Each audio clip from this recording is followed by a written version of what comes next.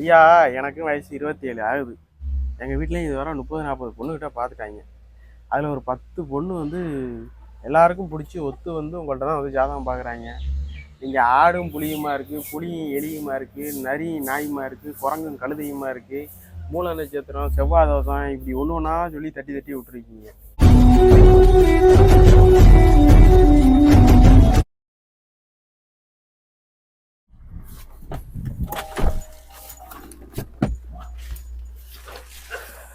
இதை விடுதானடா? ஆமாண்ணே, இந்த வீடு தான். கார் வருது. ஐயா வணக்கம். ஐயா வணக்கம் ஐயா. இந்த புலிவெட்டி சித்தருங்கிறது நீங்க தானே?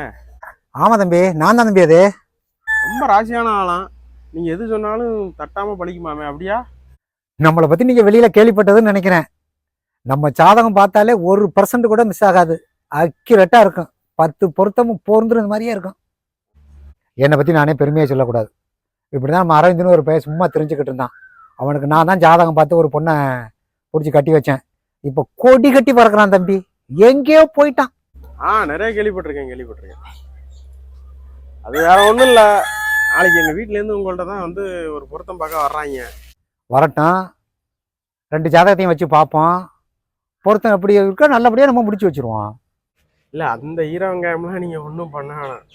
நாளைக்கு எப்படி ஜாதகம் எப்படி இருந்தாலும் நீங்க பொருத்தம் பக்காவா இருக்குன்னே சொல்லுங்க. அது எவ்வளவு பிரச்சனை வந்தாலும் அந்த பொண்ணு கூட நான் இருந்து வாழ தானே போறேன். அதை நான் மேனேஜ் பண்ணிக்கிறேன். எனக்கு ஒன்றும் ப்ராப்ளம் இல்லை. தம்பி, நீங்க ஏதோ ட்ராக் மாதிரி பேசுறது மாதிரி தெரியுது.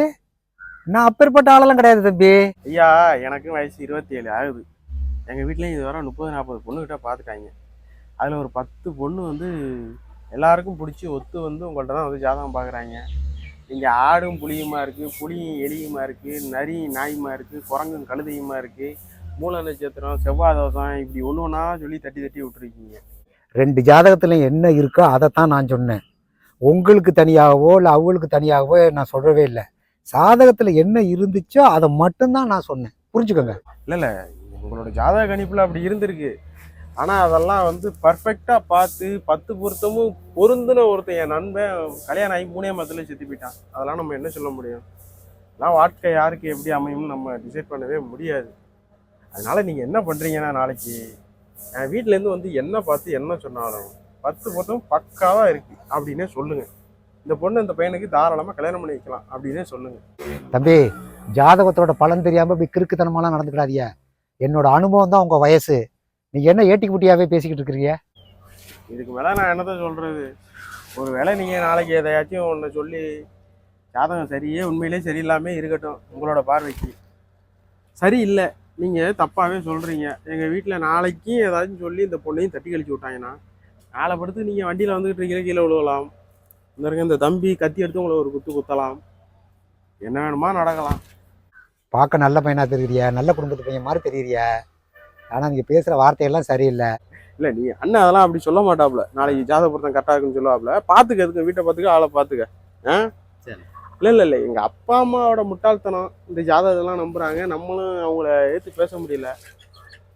உங்களை மாதிரி ஆட்களை நம்புறாங்க. ஜாதகத்துல என்ன இருக்கோ அதை தான் நான் சொல்ல போறேன். அதை ஏன் திருப்பி மாத்திக்கிட்டீலாம் சொல்றியா? அது மாதிரிலாம் சொல்லக்கூடாது தம்பி. 10 பொருத்தமும் பார்த்து கட்டுறாங்க, 3 மாதத்துல சாவுறான். எந்த பொருத்தமுமே பார்க்காம காதல் திருமணம் பண்ணிக்கிறவன் 100 வருஷம் 60, 50 வருஷம் நல்லா தான் இருக்காங்க. எதை நம்புறது? இல்லை, இந்த பொண்ணை பொறுத்த வரைக்கும் எனக்கு எந்த பிரச்சனையும் கிடையாது, அந்த பொண்ணுக்கும் எந்த பிரச்சனையும் கிடையாது. 2 பேருமே அண்டர்ஸ்டாண்டிங்கில் தான் இருக்கும். ஃப்யூச்சரை அதாவது எப்படிப்பட்ட பொண்ணை கல்யாணம் பண்ணாலும் 3-4 மாதத்தில் சண்டை வரதான் போகுது. அது சமாளித்து தான் ஆகணும். அதான் லைஃப். இந்த மாதிரியெல்லாம் பேசாதே தம்பி. நான் நல்ல முறையில் வந்து இப்போ பேசிட்டு போகிறேன்.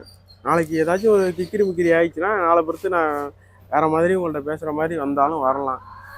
எங்கள் வீட்டில் முட்டாள்தனமாக பண்ணுறாங்கிறதுக்காண்டி நம்மளும் அதே மாதிரி பண்ணிகிட்டு இருக்க முடியாது. நீங்கள் அதுக்கேற்ற மாதிரி நடந்துப்பீங்கன்னு நினைக்கிறேன். நாளைக்கு வருவாங்க. நீங்கள் நல்லபடியாக பார்த்து நல்லபடியாக சொல்லி அனுப்பிச்சி விட்ருங்க.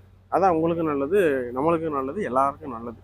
பொருத்தம் இருந்தால் பொருத்தம் இருக்கு, பொருத்தம் இல்லாட்டி இல்லை, அவ்வளோதான். அதில் விட நம்ம மாற்றியெல்லாம் சொல்ல முடியாது. இந்தாங்க, இதில் ஒரு 3000 ரூபா கேஷ் இருக்குது. இது வந்து எங்கள் அப்பா அம்மாவோட முட்டாள்தனத்துக்கும் அந்த பொண்ணோட அப்பா அம்மாவோட முட்டாள்தனத்துக்குமான விலையாக கூட நான் நினைச்சுக்கிறேன். என்ன தம்பி இது?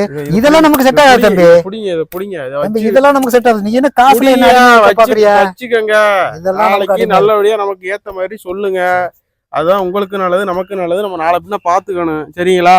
தம்பி, இதை வச்சுக்கோங்க இதெல்லாம் எனக்கு வச்சுக்கோங்க போயிட்டு வரேன். சரி, அப்போ நாங்கள் போயிட்டு வர்றோம். நாளைக்கு வருவாங்க. இதில் என்ன இருக்கோ அதை அப்படியே வாட்சி விட்ருங்க. எக்ஸ்ட்ரா பிட்டு 2-3 கூட சேர்த்து போடுங்க. கல்யாணத்துக்கு அப்புறம் எந்த பிரச்சனை வந்தாலும் நான் பார்த்துக்கிறேன்.